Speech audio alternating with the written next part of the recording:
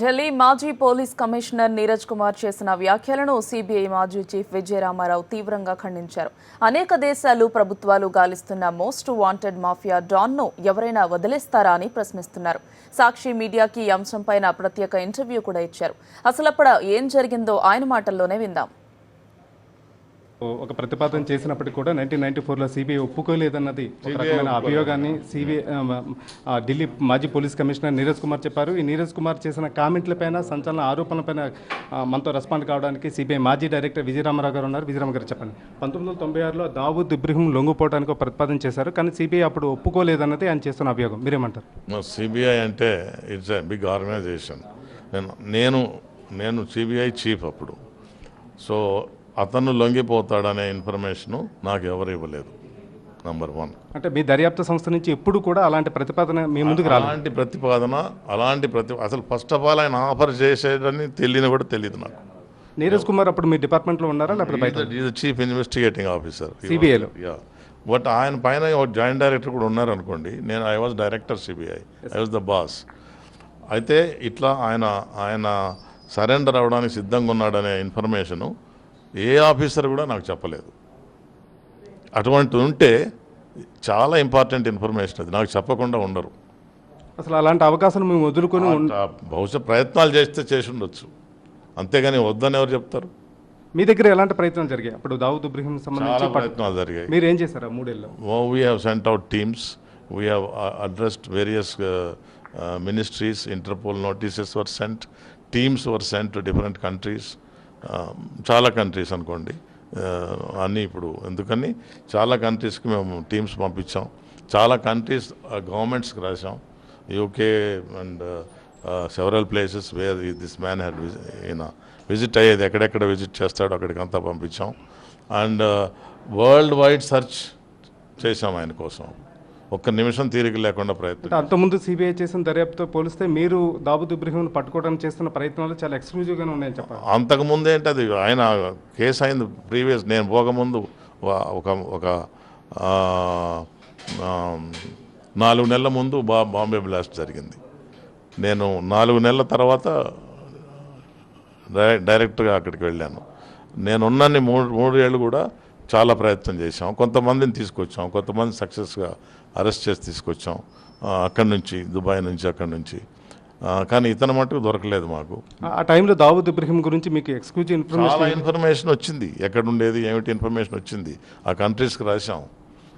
మనం ఏదైనా వేరే కంట్రీ నుంచి మనం వీ హ్యావ్ టు గెట్ వాళ్ళ దగ్గర నుంచి తీసుకురావాలి, వాళ్ళ హెల్ప్ తీసుకురావాలి. So loads and loads of documents have been sent to Dubai, to various countries. అంటే ఈ 3 ఏళ్ళ దర్యాప్తు కాలంలో కూడా ఎక్కడ కూడా ఎలాంటి ప్రతిపాదన రాలేదు. 3 ఏళ్ళు కూడా ఇప్పుడు సరెండర్ అవుతాడని చెప్పి అతను ఒకవేళ ఇన్ఫర్మేషన్ వచ్చి ఉంటే, ఆయన సరెండర్ అవ్వడానికి సిద్ధంగా ఉంటే, నేనున్న 3 ఏళ్ళు కానీ ఆ తర్వాత కూడా బహుశా CBI would never have said no. Surrender తీసుకొచ్చి ట్రయల్కి నుంచి కొట్టుబడి ఏంటి ప్రాబ్లం? అంటే అప్పుడు నీరజ్ కుమార్ చీఫ్ ఇన్వెస్టిగేషన్ ఆఫీసర్గా ఉన్నారు. మీ దగ్గర ఈ was DIG, chief investigating officer. ఆయన కింద ఉంటాడు. ఈ వాజ్ డిఐజీ అండ్ ఆయన పైన జాయింట్ డైరెక్టర్ ఒక ఆయన ఉంటారు. నాకు తప్పకుండా చెప్తారు అటువంటిది ఏదన్నా ఉంటే. నాకు చెప్పలేదు. ఈ 3 ఏళ్ళ కాలంలో కూడా ఎప్పుడు కూడా నేనున్న 3 ఏళ్ల కాలంలో దావూద్ ఇబ్రహీము సరెండర్ అవ్వడానికి సిద్ధంగా ఉన్నాడని నాకు ఏ ఆఫీసరు చెప్పలేదు. మళ్ళీ ఈ వివాదం ఇప్పుడే ఎందుకు వచ్చింది అనుకుంటున్నారు? నాకు తెలియదు, పుస్తకం రాశానంటున్నారు కదా. బహుశా మీకు అంటే 3 ఏళ్ళ విధి నిర్వహణలో ఎదురయ్యే సవాల్ కన్నా రిటైర్ అయిన తర్వాత వచ్చిన పెద్ద సవాల్ అని అనుకోవచ్చు. ఏం కాదు, నథింగ్, అటువంటిది ఏం లేదండి. నాకేం సవాలు? నాకు అటువంటిది ఏదన్నా ఉంటే everything is on record. You can go and examine the records. A information వచ్చినా రికార్డ్ అవుతుంది అక్కడ ప్రతిదీ. డెఫినెట్లీ. ఇది నీరజ్ చెప్పినట్టుగా మీరు చెప్తున్నారు. నాకు అటువంటి ఇన్ఫర్మేషన్ వస్తే వదులుతానా? దాన్ని ఎమ్మటే పడతాను కదా. ఆయన చాలా స్ట్రాంగ్గా చెప్తున్నారు, ప్రత్యర్థులు హతమార్చే అవకాశం ఉంది, ఆ అవకాశం వల్ల తను లొంగిపోతానని చెప్పాడు. ఆ విషయాన్ని సిబిఐ డైరెక్టర్ దగ్గర తీసుకొచ్చా. ఇన్ఫర్మేషన్స్ ఏమైనా ఉండొచ్చు, చాలా రకాలుగా ఉండొచ్చు, చాలా రకాలుగా ఉండొచ్చు. అతను rivals I can't go in to all those details informations. But అతను సరెండర్ అవుతాననే ఇన్ఫర్మేషను నాకు ఎవరూ చెప్పలేదు. ఆ ఇన్ఫర్మేషన్ నా దృష్టికి అయితే రాలేదు. మరి ఎవరెవరు ఎక్కడెక్కడ ఏమేమి రాసుకున్నారో imagination I can't help it కదా. అంటే అప్పటి కేంద్ర హోంశాఖలో కానీ ఇలాంటి డిస్కషన్ ఏమైనా జరిగిందా? అసలు ఇలాంటి డిస్కషన్ ఎప్పుడైనా మీ ముందుకు వచ్చింది? ఇప్పుడు ఒక ఏజెన్సీ ఒక మనిషిని పట్టుకోవడానికి ప్రయత్నం చేస్తుంటే ఇటువంటి ఒక పెద్ద నేరస్తుడు అంత international person who caused so much of damage in Bombay, అటువంటి అతన్ని పట్టుకురావాలని చెప్పి సెక్యూరిటీ ఏజెన్సీస్ అన్ని ప్రయత్నం చేస్తున్నాయి. సిబిఐ కాదు, దేశం మొత్తం కోరుకుంటుంది. దేశం మొత్తం కోరుకుంటుంది. దేశంలో ఉన్నటువంటి సెక్యూరిటీ ఏజెన్సీస్, రా, IB and so many agencies are trying. Many other countries are also trying to get it. And when such a person wants to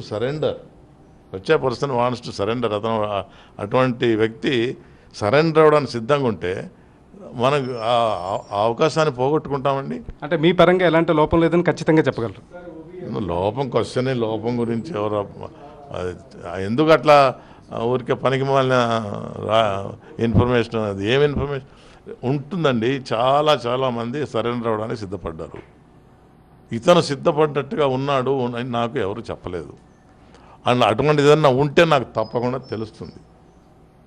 తెలిస్తే వదిలిపెట్టను, ఖచ్చితంగా వదిలిపెట్టే క్వశ్చనే లేదు. చాలామందిని పట్టుకొచ్చాం కదా.